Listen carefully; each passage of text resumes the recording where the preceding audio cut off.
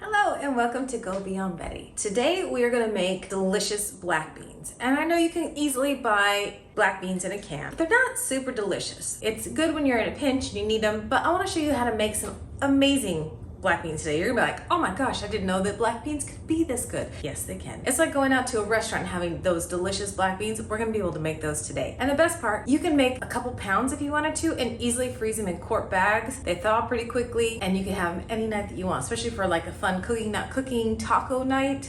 You can have an awesome side dish. So let's get started. We're gonna brown just a couple of aromatics. So a couple cloves of garlic, a small onion, it doesn't matter what kind of onion, and then some, I like red pepper, you could use a different color. We're gonna get our pressure cooker on. All pressure cookers are a little bit different. I have figured mine out, and you don't have to soak these black beans overnight. You can do them in here. For me, 41 minutes is what works on mine. And that is from the time that the pressure starts. So you're not really counting any time. It does its own timer and its own pressurization.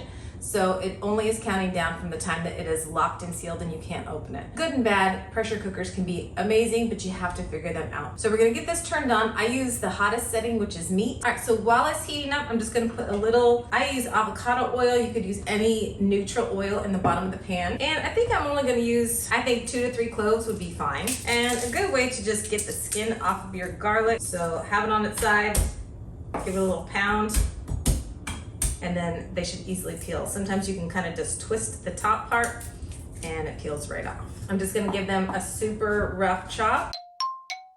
Going in, onion's gonna go in. Just a nice little dice on these will work. My friend Vinny actually gave me this recipe for these beans because I ate an obscene amount of them at his house one day. A little bit of pepper, and you can use the whole thing, it really doesn't matter. It just depends on how much you like these things. I always just kind of slice around it to try to like keep the core intact, and then you don't have to worry about that part.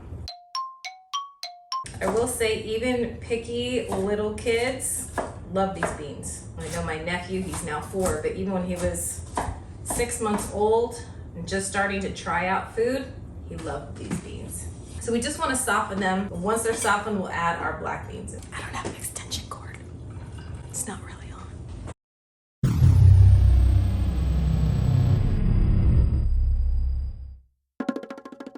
Use boiling water from your kettle. It'll save you about 45 minutes of time. Now cover it 41 minutes. All right, it just beeped. So we need to release the pressure. Make sure that if you have cabinets, that the pressure release not underneath them. You don't want that getting all gummed up. I can see that they are completely cooked, and I can feel it as soon as I stir that the beans feel cooked. You would feel more resistance if they're still too hard. All right, now we need to season them. Notice we didn't put any salt in the beginning because we don't want to toughen the skins, and that's what salt does. So we wait for the salt to the end. Same with all the other seasonings, which there's really not much. I am gonna put some fresh cracked pepper, as much or as little as you like. It's gonna be a lot of salt. And there's no way for me to tell you how much salt you are gonna need because I have no idea how much water you're gonna use. So that's what's gonna determine how much salt. But if you think of it as just like water, you're gonna have to add a good amount. Multiple tablespoons. And the other thing is, it takes a little while for the beans to absorb. So I would put your seasonings in, make sure that that salt dissolves, and then give it some time before you taste it. The last thing you're gonna add, and this is what makes all the difference, is apple cider vinegar.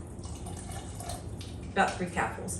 And if you find that you really like it and you want a little more, add a little more. It just adds that brightness that is missing in most beans. Most beans are very flat, bland. Even if they're salted, they're just flat.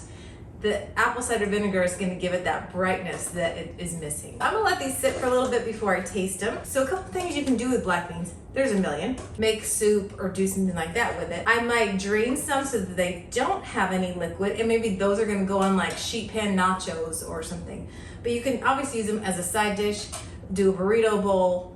It's endless, really. There's tons of things you can do with it. If you like this video, don't forget to like and subscribe down below and comment. Let me know what else do you do with black beans. Time to give them a whirl. I only taste a few because you don't want a ton and then they're not seasoned well. They need a little more acid, a little more salt. They're yummy. Beans, good for the heart. The more you eat, the more you eat. Beans for every meal. More salt. What else? Pepper? Okay. You say so. And you know I love more acid. Always more acid.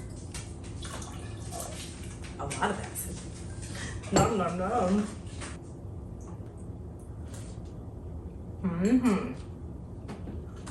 That's what I needed. Just a little more of everything. So thank you again for joining me at Go Beyond Betty, where you are taking risks in the kitchen. We'll see you next time. Bye.